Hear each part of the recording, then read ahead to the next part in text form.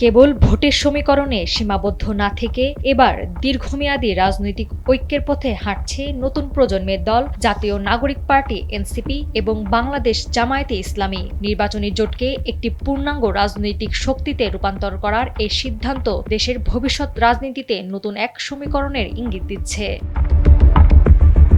এনসিপির শীর্ষ নেতারা এ বিষয়ে কথা না বললেও দলের অভ্যন্তরীণ সূত্র বলছে তারা অন্তর্বর্তী সরকারের নেওয়া সংস্কারের উদ্যোগগুলোর বাস্তবায়ন নিশ্চিত করার জন্য সংসদের ভেতরে এবং বাইরে জামায়াতের সঙ্গে যৌথভাবে কাজ করবে। এনসিপি নেতাদের এই পদক্ষেপ তাদের শক্তিশালী বিরোধী দল গঠনে সাহায্য করবে। জুলাই আন্দোলনের সামনের সারির নেতাদের নিয়ে গঠিত এনসিপি নির্বাচনে অংশ নিয়েছিল জামায়াত ইসলামী 11 দলীয় জোটের হয়ে। সামনে একই জোটে থেকে দলটি স্থানীয় সরকারের নির্বাচনেও অংশ নিতে পারে বলে অভ্যন্তরীণ সূত্রগুলো জানিয়েছে।